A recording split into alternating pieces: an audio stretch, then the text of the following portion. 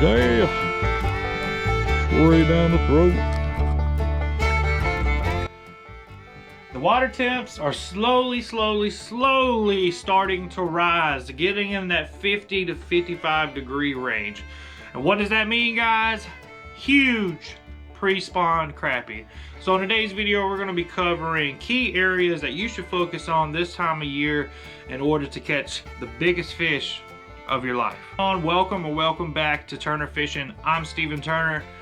So pre-spawn crappie, let's break that down really quick before this video begins.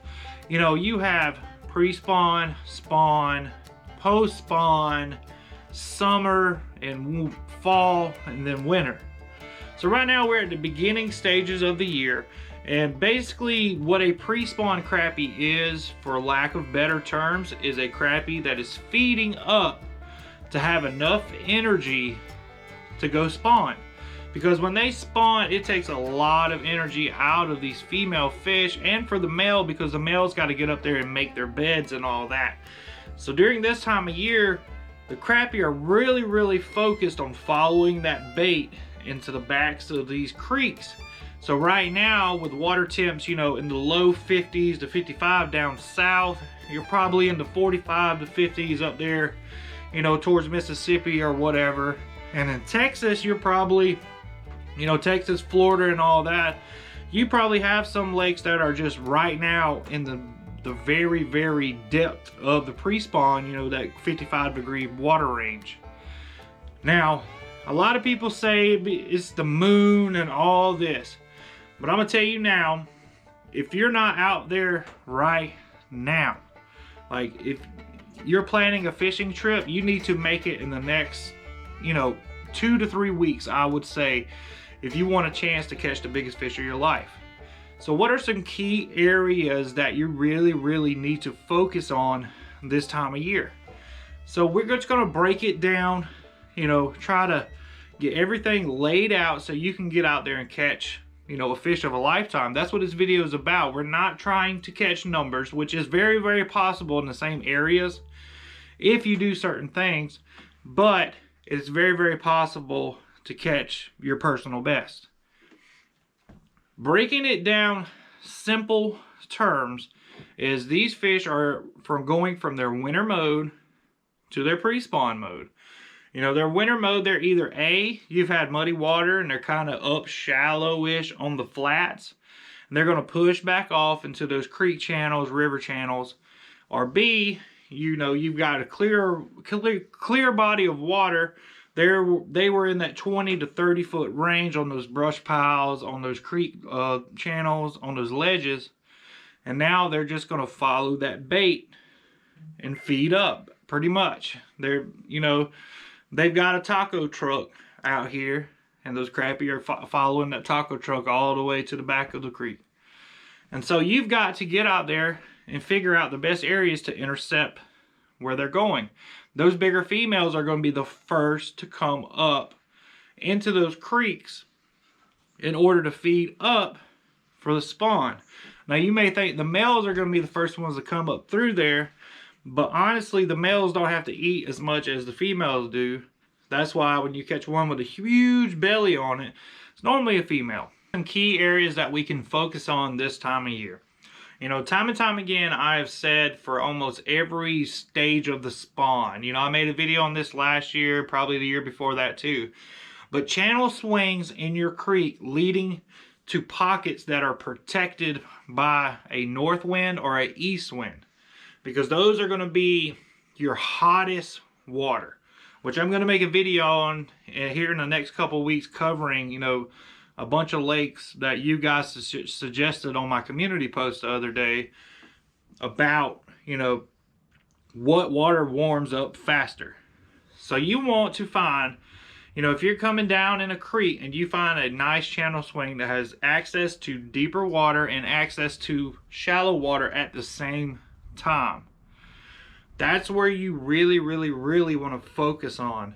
You know, if you're out there tight lining or pulling jigs, this is a prime area to pull jigs and tight line. You do not need electronics to do this.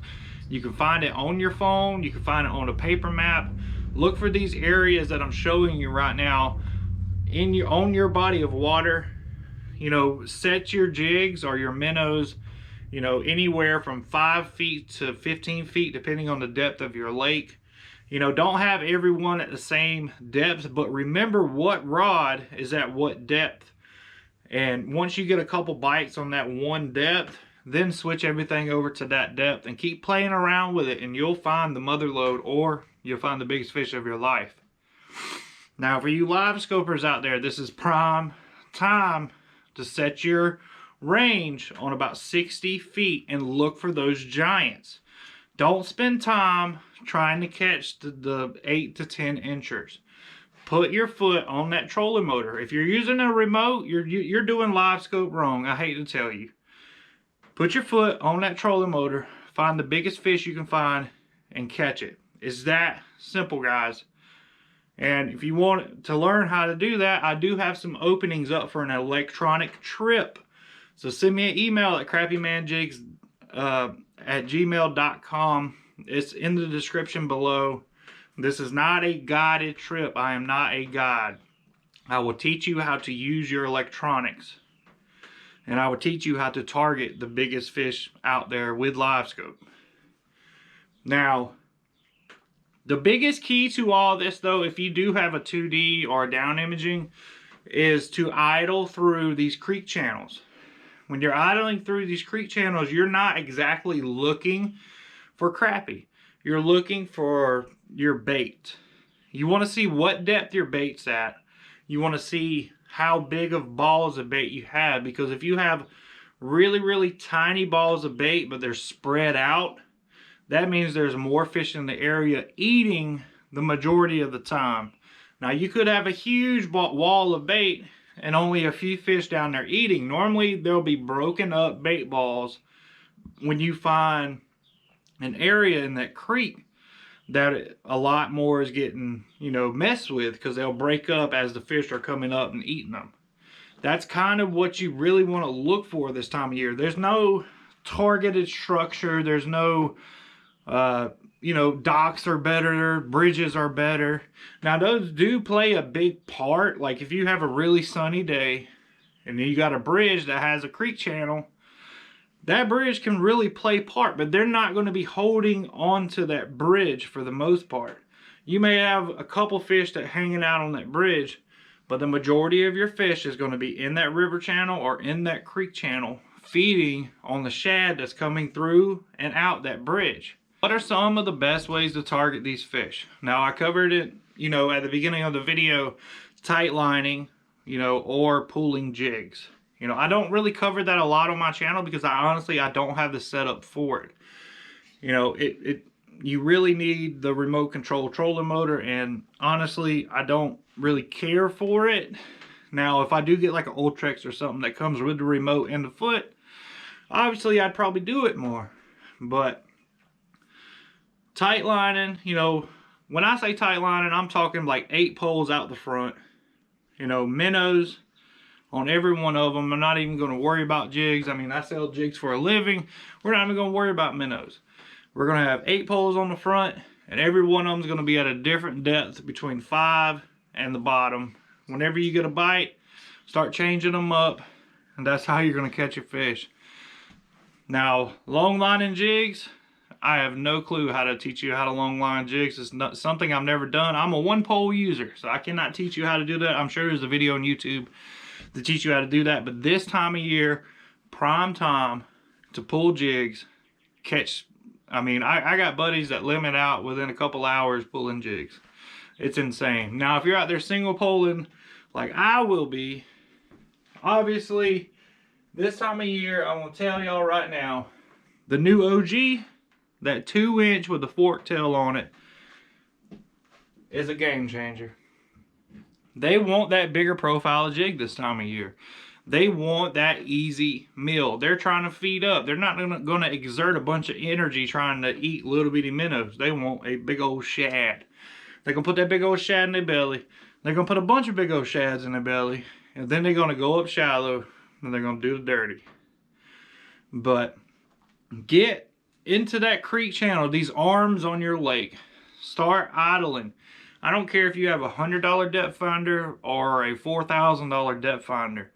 You can find these fish. Just take your time. I mean, fishing takes time. It's not you're going to watch this YouTube video, you're going to watch another person's YouTube video, and they're going to give you the secret spot. I mean, I hate to tell y'all, but fish do this thing they call swimming. And if I tell you, hey, go to this creek, they're going to be right here. They could be.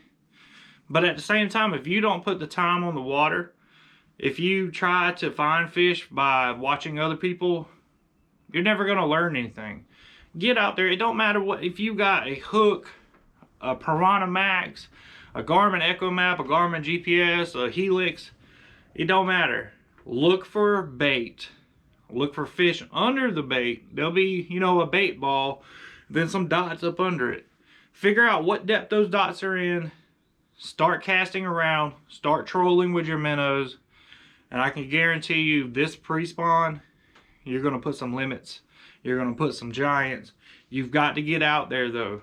Sitting here reminiscing about it, you're going to miss your opportunity. I cannot stress that enough. This bite window does not last long. They go through this phase 1 to 2, 3 weeks max, and then they're straight to the shallows. They spawn out, and then you've got a circulation of fish where you've got pre-spawn, post-spawn, and spawners at the same time, which can be fun, but you're going to catch a lot smaller fish. Right now, every fish you catch, if you find the right concentration of pre-spawners, are going to be huge, and there's that serious chance to catch a fish of a lifetime. So get out there, guys, get you some Crappie Man jigs, put them in their face, and reel them in.